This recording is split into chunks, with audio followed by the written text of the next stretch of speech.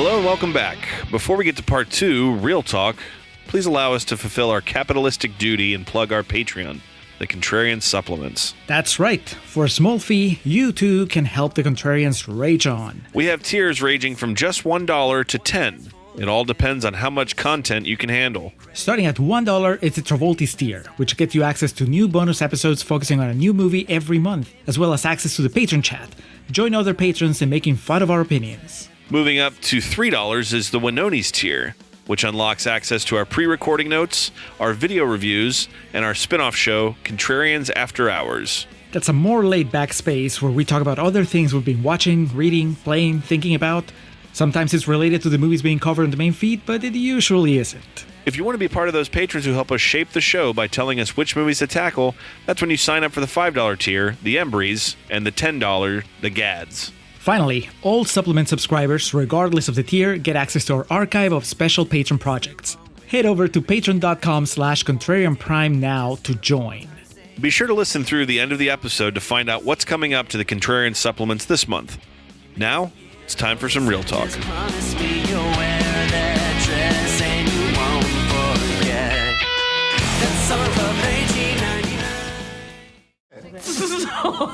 Sorry, I'm struggling with something here. You cheated on Tom with him. Excuse you? No, I need to figure this out because it's baffling. You dumped this funny, clever, successful accountant for this jobless human bin fire. Oh, that hurts a little bit. I mean, I get it. The arms are nice, but why'd she even talk about Are it? you just going to sit there and let her say that shit to me? Well, she said my arms are nice. In hindsight, this was definitely a terrible idea. I was just trying to give everyone some harmony and allow everyone to live in their truths, but whatever. But you are living your truth, baby. You cheated on him with his best mate from primary school. St. John's done, no. Buckeye, Buckeye, la la la la. You tricked him into believing he found a person that wanted to get to know him, like, properly, and instead of realizing what a gift that was, someone bearing their actual soul to you, you got scared. And so you clicked reset and moved on with the closest and least complicated option. That is your truth. And, by the way, your man swiped me on Tinder like a week ago. All right, Julio, pretty good job there in the first half of me walking away really not knowing how you felt about this, because I was watching this being like, Julio could love this movie, or this could be one of those that is just too cute and on the nose for him, and he doesn't have any time for it. So I'll be interested to hear what the real emotions, the real talk, as it were, towards this are. But Rye Lane, brought to us by our buddy Nerd Revert, premiered at Sundance on January 23rd of 2023, and then moved into a bit of a wider release in March. Box office of $1.5 million. Don't have anything here in the way of a budget, but can't imagine it was too much. I mean, they did film on location for a lot of this, so that's not cheap. But again, directed by Rain Allen Miller and written by Nathan Bryan and Tom Malia. Guess I'm not familiar with either of them. Looks like Mr. Byron has a good amount of writing credits here. Or acting credits, excuse me. A whole new generation of filmmakers, Alex, that we're not familiar with. Yeah, this guy's younger than my sister, so his screenwriting credits include the Sky comedy series Bloods and film Rye Lane. So there you go. I don't know. Bunch of fucking Brits that, they're trying, they're trying their best. That was one of my notes for Contrarian's Corner I didn't get to use. I was like, this is what happens when the British try to be funny. Without Rowan Atkinson. Yeah, or John Cleese, if it's on Monty Python, then just don't even try. So a lot of unknown parts come together to make what I thought was a pretty good little movie, Julio. Like I said, I'm pretty curious about your thoughts. So before we get into that, are there any rotten quotes, or did you have to go to Letterboxd for this one? I mixed it. There were three rotten quotes, but one of them didn't make much sense. So I grabbed the other two and then dipped into Letterboxd and also grabbed Nerovert's quote from Letterboxd, which is an excerpt from his blog. So it's a mix. It's a nice mix, Alex. But let's start with the rotten quotes from Rotten Tomatoes with David Robb from Slant Magazine, who says, Rye Lane's antic energy and caricatured portrait of England's capital city failed to make its central romance truly resonate. I wouldn't know if this is a caricature of London Would you? No. I mean, I make my jokes. I've never been. I've always wanted to go. I mean, obviously some of our British listeners would be able to fill that in for us. But I at no point in this did I feel like it was one of those movies that the city's, it's a character, But that could be just because we're not familiar with the city. Yes, but what I mean by that is it doesn't use it as a crutch at any point, in my opinion. I don't think it's a crutch, but I think it's definitely.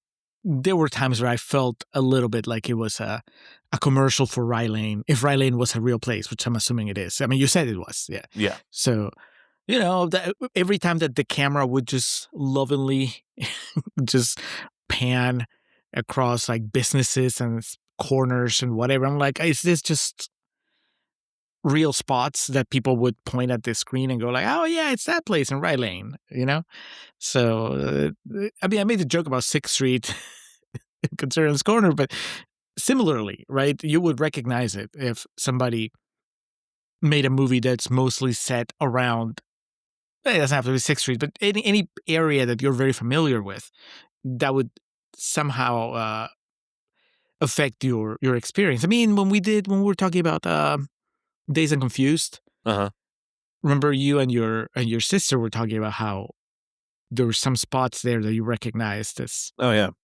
the whole Moon Tower scene is like, it's walking distance to my house. It's by the Walgreens I always go to. But you wouldn't say that's a caricature of Austin life. No. I mean, Richard Linklater is a caricature of Austin, but I have that as being an Austinite. I can say that. We can say it. Nobody else can. That's right, baby. All right. Well, we will not be able to pass judgment on how accurate this is when it comes to representing London. I can only tell you how I experienced it. But I'll be very curious to find out what our British listeners have to say about it. Next, Richard Brody from The New Yorker says, the able cast can't quite transcend the script's cliches. And this is cliche city, right? Yeah. I'm going to say right now, I really enjoyed this movie, but if anyone didn't, or their criticism they brought to me was that it's full of cliches and, it's paint by numbers, I'm certainly not going to argue with that. That was the part that mystified me a little bit about the fresh quotes, just how they seemed, so many of them seemed focused on, oh, how original this is and how fresh this is. And I don't know if it was just a matter of really young critics not really being that familiar with the genre, which of course makes me sound really pretentious, but it's the truth, right? Or if it was just kind of a recency bias.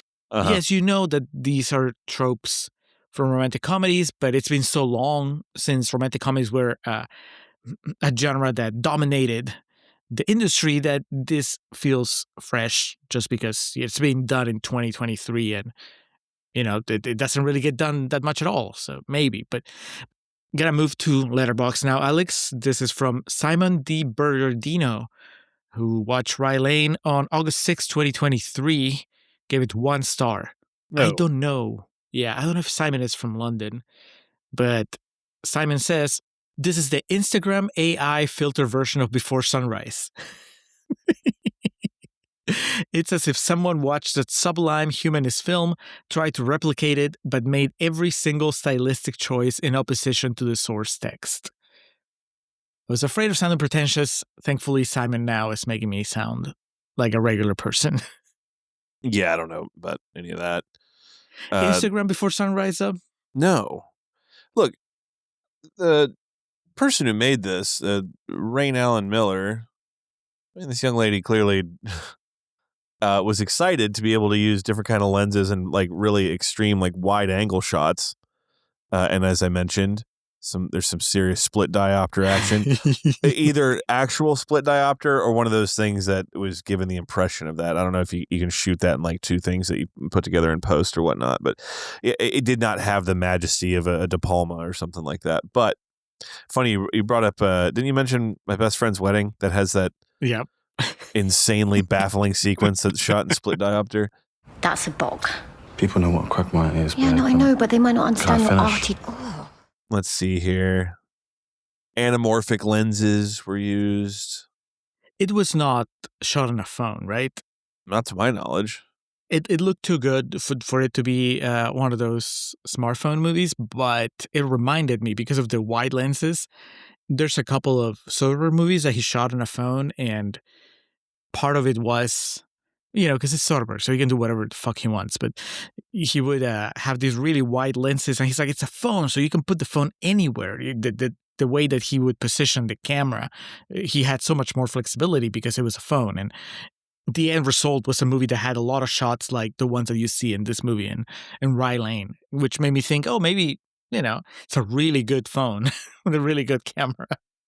Yeah, who knows anymore? But what I would say is the lighting's like really good in some of the parts of this movie. So it's not just as simple as that review states. It's not like something was shot and then they put an Instagram filter over the entire thing. That is something like fucking Skinamarink. Remember, Yes. you haven't seen that, but you remember how much I disliked that movie, which is just like a dimly lit room with fucking, a grain filter put over it. So anyway, if this was shot on a phone, fooled me. So I'll say that I thought it looked good, and but at the same time, I could see if someone's criticism was the way it was shot was like kind of too youthful, I would be like, yeah. That's such a nice way of putting it. Too youthful.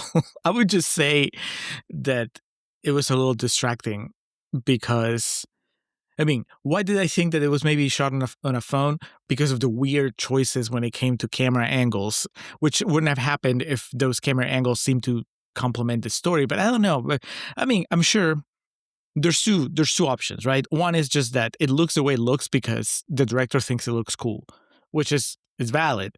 But then it's a little distracting because do I really need the really weird like fisheye lens when it's just like two people talking or two people walking?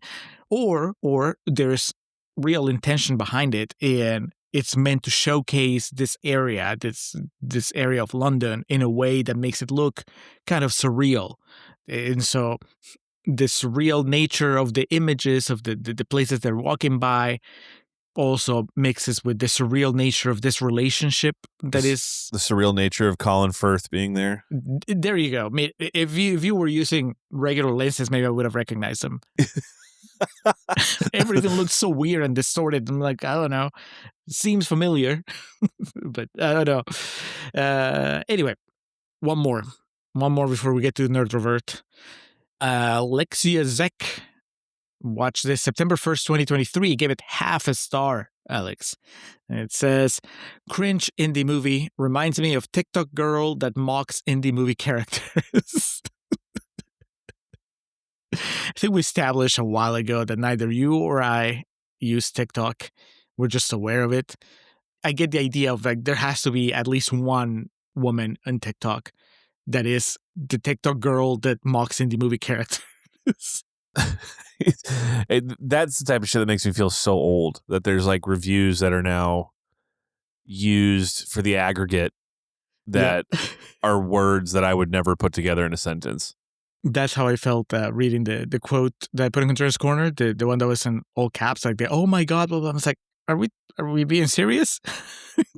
Can we please hold the principles of this profession of film criticism to a higher standard? All right, here's our friend Jason Nerdrovert gave Rye Lane 4.5 stars. Watch it January 23rd, 2024. He says, I'm always a sucker for a good rom-com, so it should come as no surprise that I absolutely loved everything about Rye Lane. If it is still a blind spot for you, please correct that as soon as you can. Which now we have, because of him.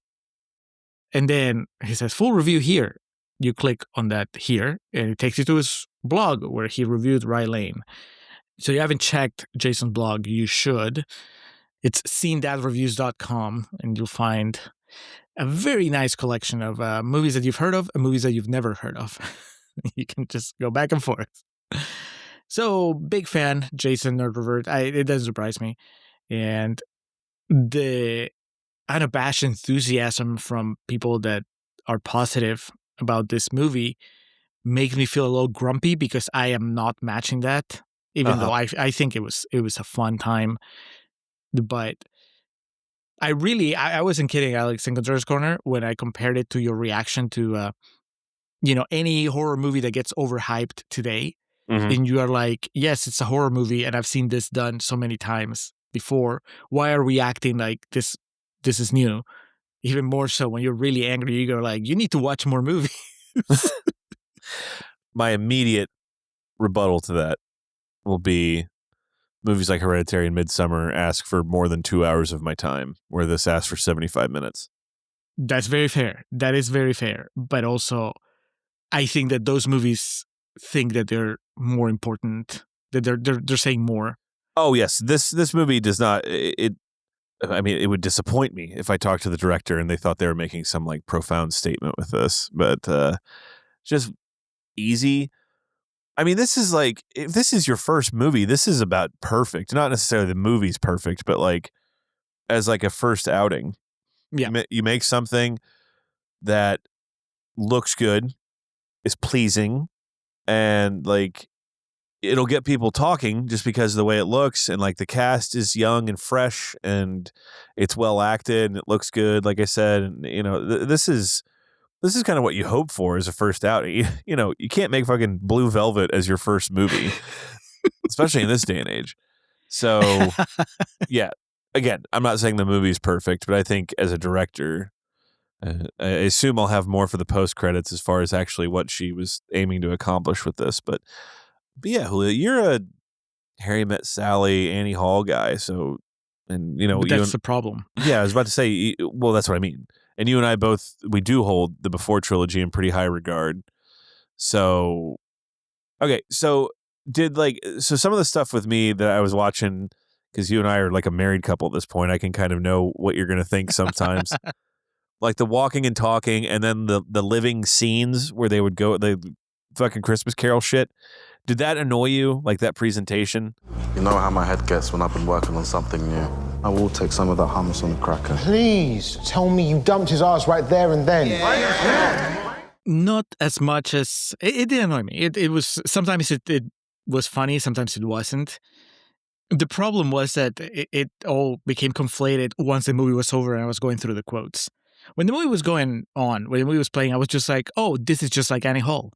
And that's okay. Obviously, everything is like something else. But, if you're just like riffing on Annie Hall or the Before trilogy, then I really want that riff to be good because you're riffing on the greats. And I don't know that this is one of the greats. Like you said, yes, this is, as a first movie, this is good. It has a good cast. It has some good laughs. But that's the risk, I think, that you take when you reference really, really good stuff so closely. And so on that sense, I was just like, man, this is taking heavily from from some movies that are basically classics. And I don't know that it's adding up to much other than, well, yeah, it's just like those movies. And then the movie was over and I started going through the critical reception and everybody's, over the moon about how fresh and innovative and all that stuff. And that's when I started souring on it a little bit. The Juno reaction. Yeah, it is. Even though with Juno it was a little different, right? Because with Different Juno time. it wasn't the always calling back on anything. It was more as in you thought it was fine and everybody thought it was great. But it wasn't. That was not one of those that made you think you guys need to watch more movies. That's a good call. It was more of just like, all right, pump the brakes. That was, I already used that reference or that expression, but that was, I think I literally like said that out loud at one point in 2007. I was like, all right, calm down. And then I remember getting like almost angry when the Best Picture nominees came out. I was like, you're going to say that's as good as No Country for Old Men. That's what we're saying. But about this, man, I do love a good rom-com, and I was trying to think of like what my favorite one is, and I couldn't think of an answer to that. But fresh and innovative.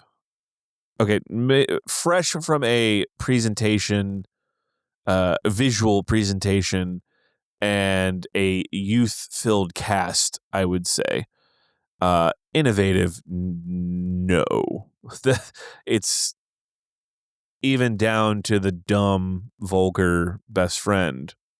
It like mixes generations of rom-coms because it has like the element of still wanting to talk to his ex that isn't always alive in those, and the meet cute. It's all there, dude. Yeah, the bad karaoke. The bad it's almost karaoke. like it's funny that it's there. It's almost, it's not funny because it's funny. It's funny because they followed the formula so closely that they had to have the bad karaoke.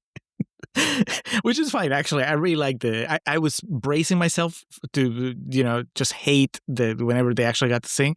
But the shoop sequence actually made me laugh. I think that's the moment that I felt that they had chemistry, which is kind of late in the movie. But before then, it's a little bit of what I was saying in Gutierrez Corner. I just felt that there was two characters that were doing bits back and forth, but I didn't really feel a connection.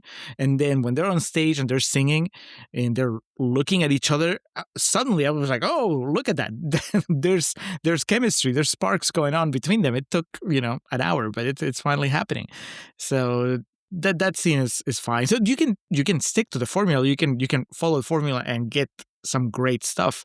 I was thinking as you were listening, the different angles, Alex, it could also be that it feels fresher in the context of it being a movie that's set in London, because most of those rom-com classics that we reference, at least in my case, they're just very America-centric. Hell, even New York-centric. And so that is the novelty, maybe, that this is transposed to an area that is not that, and that unfortunately doesn't resonate with me, but maybe to a different audience. They're like, holy shit. Yes, it's that thing that we saw happen in other movies, but it's happening now, like around the corner in London, in Rye Lane. So that could be something that the movie has going for it, that unfortunately is not something I can appreciate. But I get, if somebody told me that that's an extra layer of it, it's like, why do you make Rye Lane? Because you make it in Rye Lane. Okay, that's fair. No further questions. What did you think of the acting? Man, that's more like this poor movie. It was a confluence of bad circumstances. Because if I'd watched this in 2023 when it came out, I would have thought that David Johnson guy was pretty good. But because I've seen David Johnson in two pretty amazing performances that he did after, when I watch him here, I'm like, oh, that's just kind of nothing. And Alien Romulus, he's the android. He's probably the character you care about the most in the movie. And he gets a couple moments where he gets to play different personalities. So he's really good. And then in The Long Walk, that was just this past year, he is one of the main characters, and he's just, it's heartbreaking. You saw the trailer for the Long Walk, right? No. That Stephen King adaptation? It's him and our boy Hoffman. Cooper Hoffman? Cooper Hoffman. Okay. Yeah, they're the two leads, and it's basically this post-apocalyptic scenario where the people volunteer and you just have to walk, and they start falling down, they just keep walking nonstop. Whoever's left standing at the end wins money or their freedom or whatever. And so they start with a big group, and obviously as the days go by, it starts dwindling. Every time somebody slows down below, 4 miles an hour or something, they get shot in the head. It's a really good movie, really heartbreaking at times, and Cooper Hoffman and David Johnson are the main characters, and so they're through the entire movie, and he's really good. And having seen him turn out those two very memorable performances, then I come into this, and this is a lot more, it's just so low key, especially the first half of the movie when he's just all up in his feelings and not having fun. I was like, oh man, I've seen this guy do better. Now, what's the name of his co-star? Vivian Oprah? Yeah. I think she's good, as far as I believe that she's going for it the way that the director and the story wanted her to. But man, that is, if anything makes me feel old, Alex, it's just like my low tolerance now for that type of character. I'm all about Kirsten Dunst in Elizabethtown, but I just can't take Yas in Rye Lane. Was it too much for you, or were you okay with the quirks? You know you're very... Peng? Refreshingly disarming. You ask a lot of questions. I'm interested in people's messes. What makes you think I've got a mess? Everyone has a mess. Hi.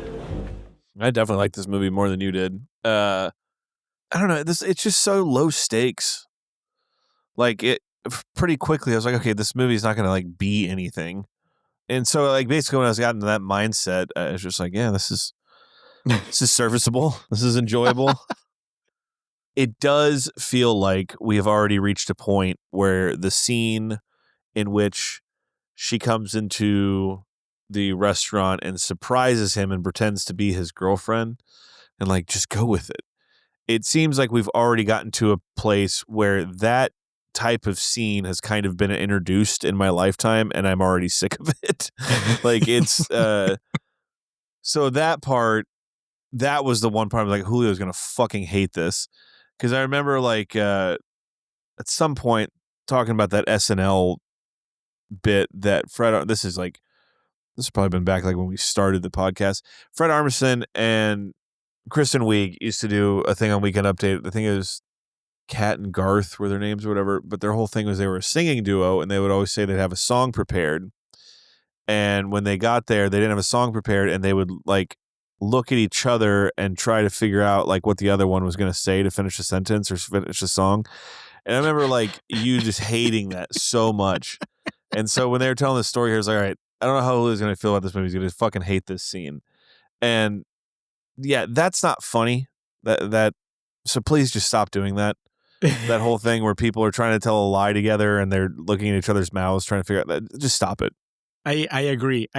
But you know what? I actually like the scene, not because of the lies or whatever, but because Eric, the friend, I think that he's really funny with like just him being really dumb and yes, how he keeps is funny. asking for food. Yeah. Well, it's that, and she says like his arms look good, but he's an idiot, and like she just like motherfucks the girl, and she's like, "You're just gonna sit here and let her say that?" And he goes, "She said my arms look nice."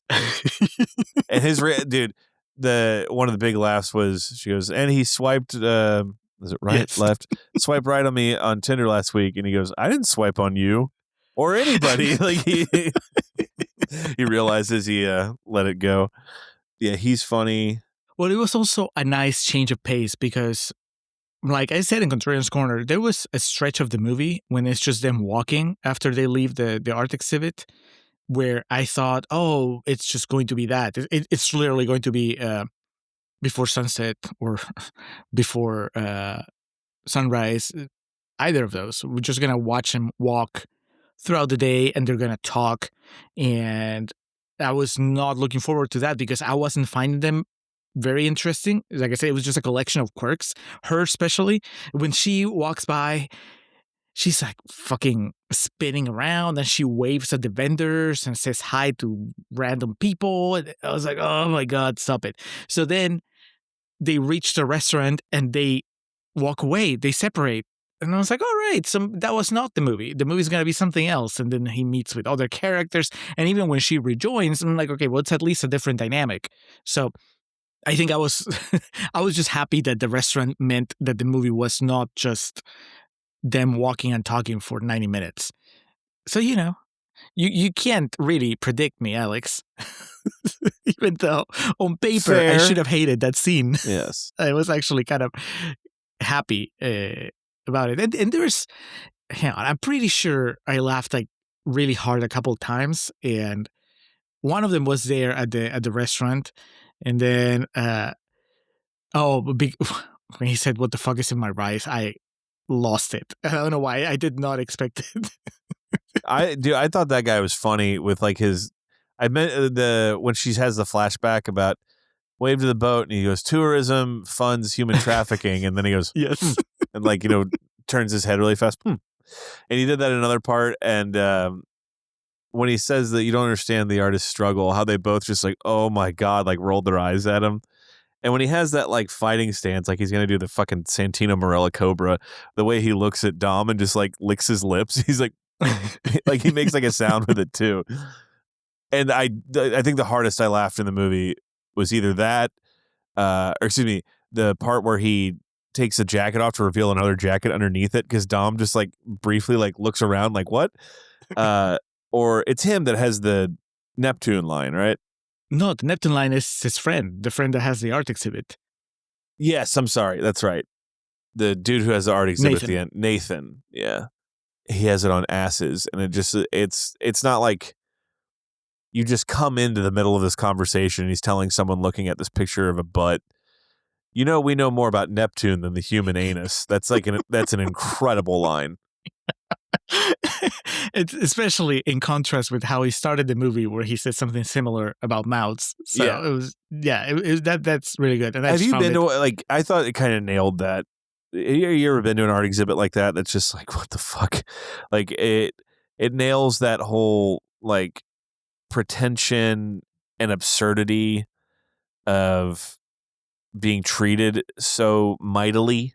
It's got the champagne and the hors d'oeuvres and it's all catered and stuff, but it's just pictures of mouths and Yes, I mean, I haven't interacted with the artist or the people curating the yeah, exhibit. same. I've just been to like things like that before. Yeah, I think I told you when we went to, I think it was Alaska, there was a museum that we visited, and it was expansive. So obviously I didn't get to see everything, but I ended up in this room where it was a video of somebody's.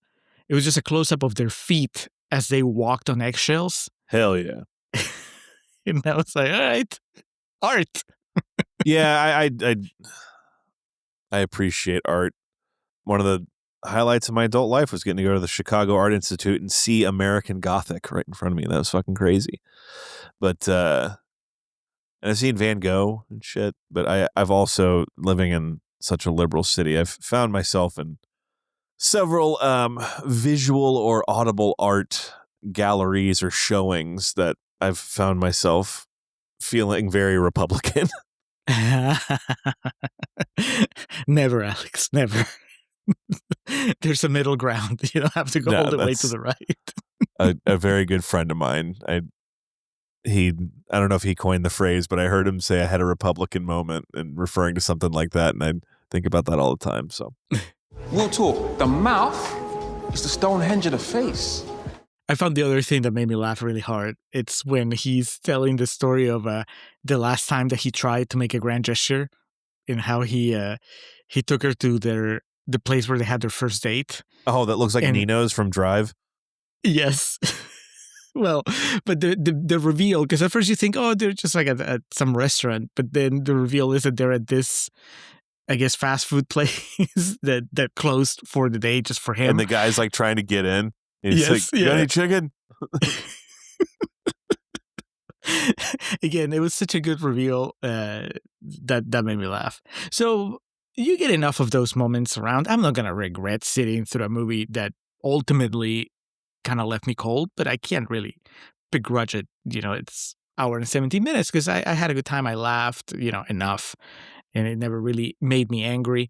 And it's not like you said, I don't think that it's pretending to be something else.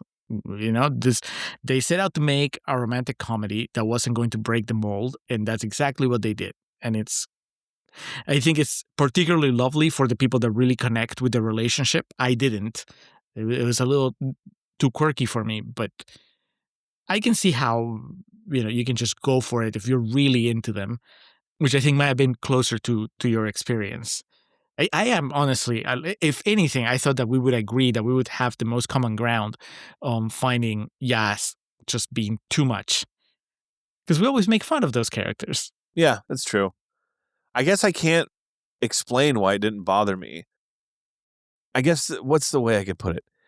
This movie from the jump never got me into a place where I was like really curious or invested beyond what it was going to be. So at no point did this movie do anything that I didn't expect it to.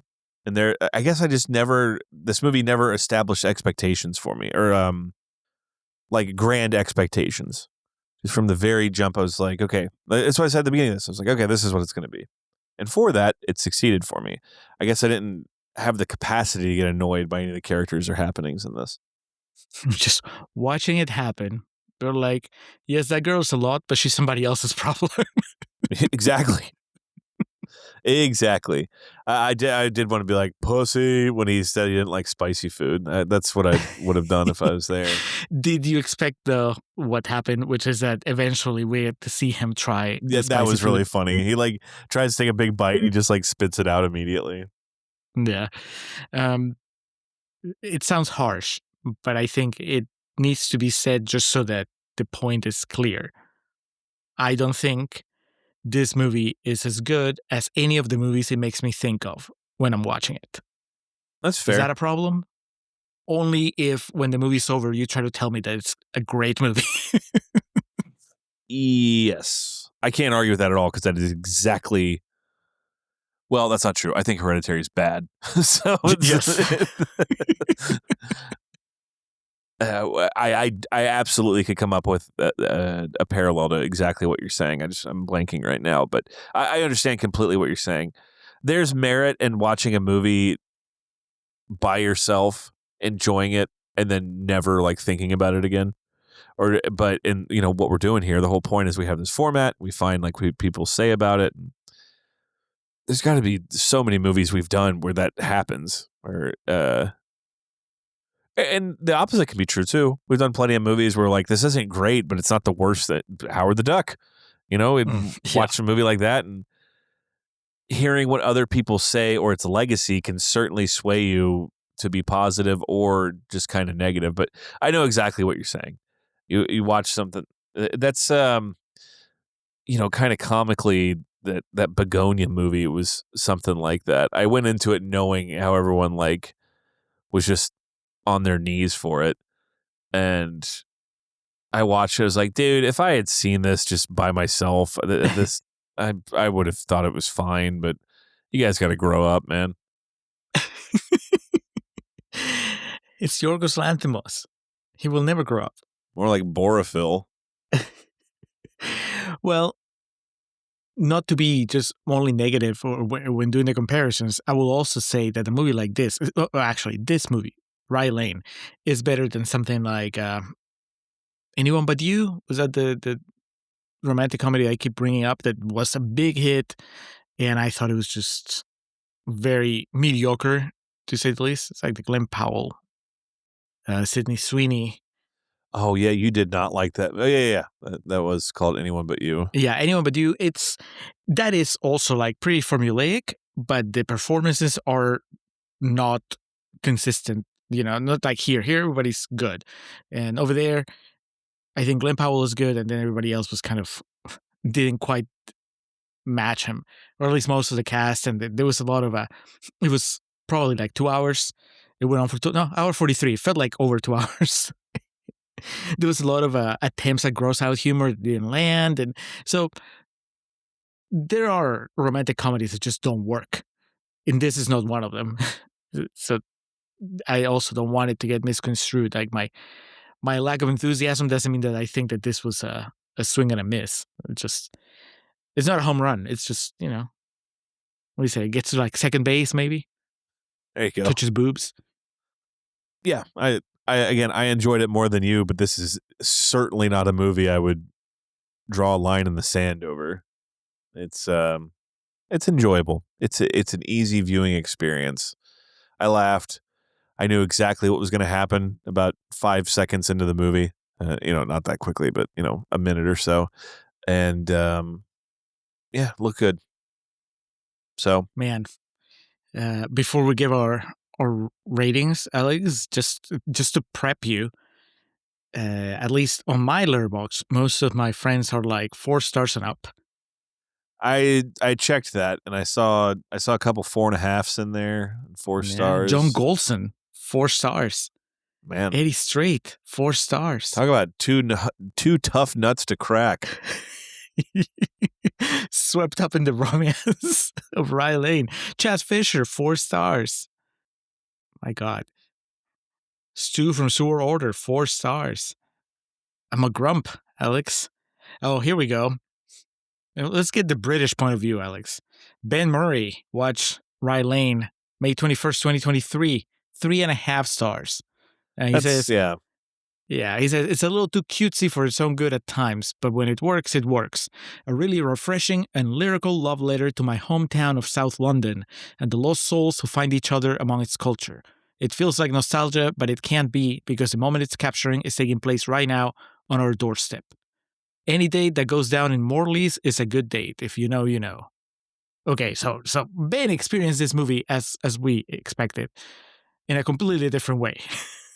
Yes, but that also accents or highlights that the trope of the city wasn't enough to like blind him with nostalgia, because he still said the movie got too cutesy at certain points. So Yeah. he used he said the line, Bart. He said love letter too. So yes, he did. tried to trigger you. Look, his co-host Adam, 4.5 stars. yeah, I don't know about that. I'm definitely pretty in line with Ben here.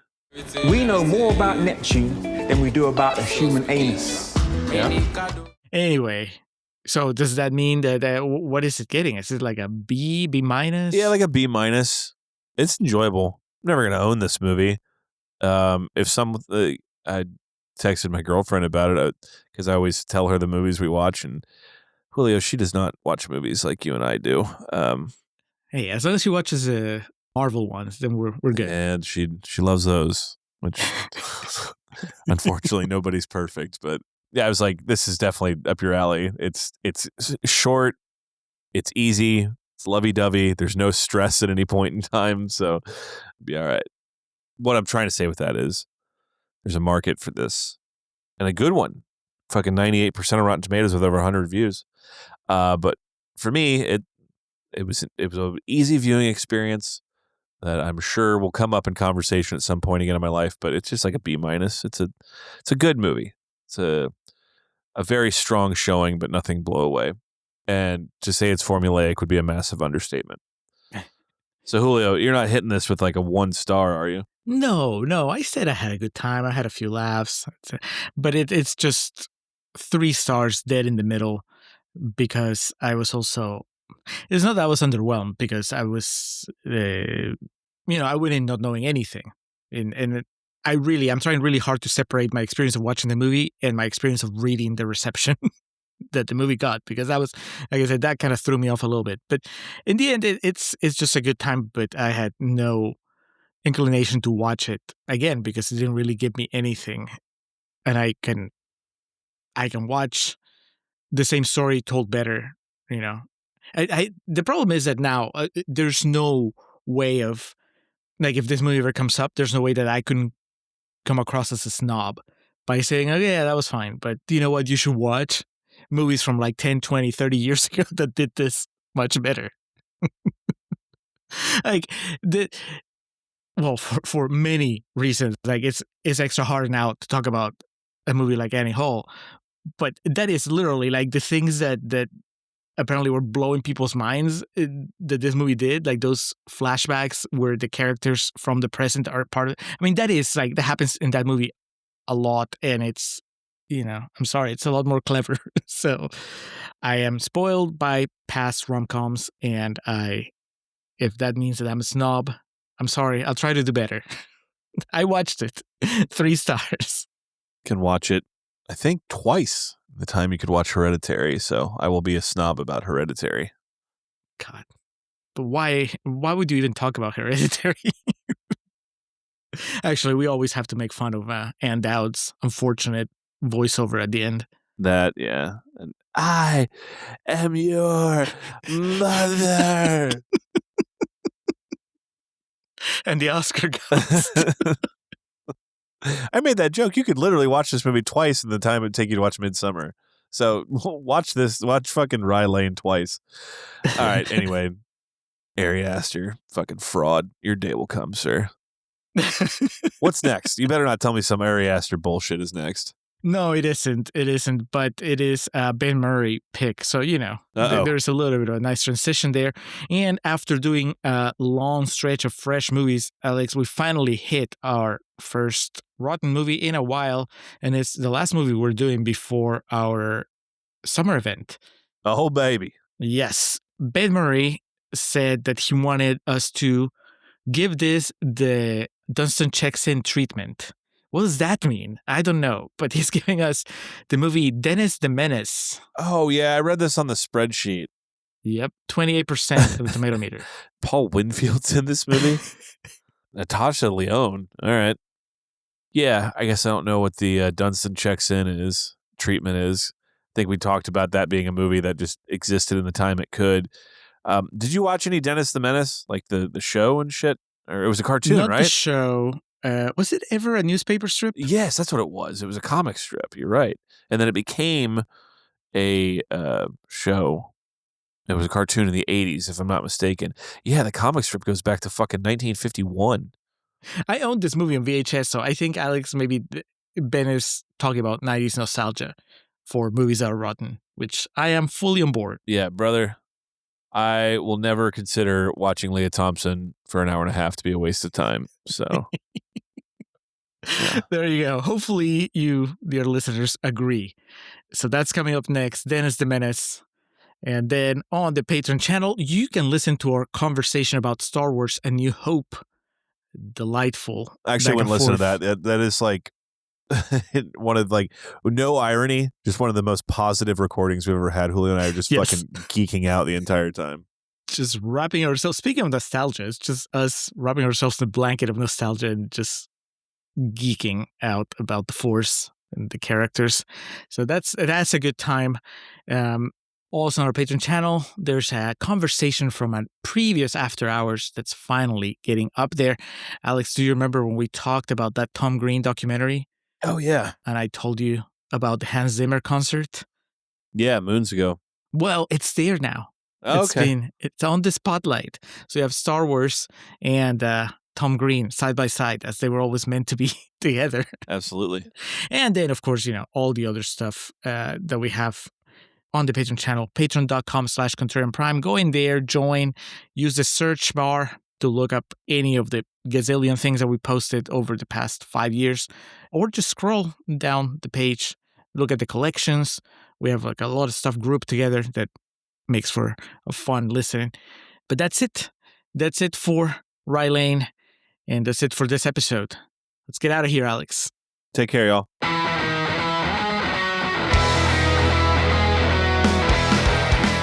Welcome to our end credits. Or as we usually call them, our perennial plugs. We start off by giving thanks to the Festive Years who provide our opening and closing tracks. They kick us off with Last Stand and take us home with Summer of 99.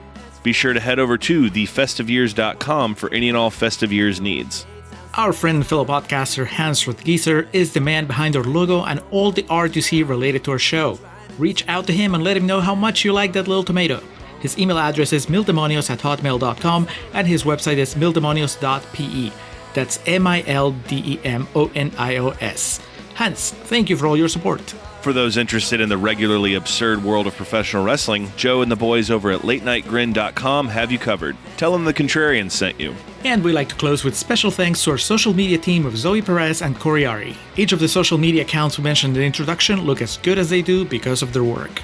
So that'll do it for this episode of The Contrarians, where we're right and you're wrong, and we will catch you next time. Just for old time's sake, I really don't care who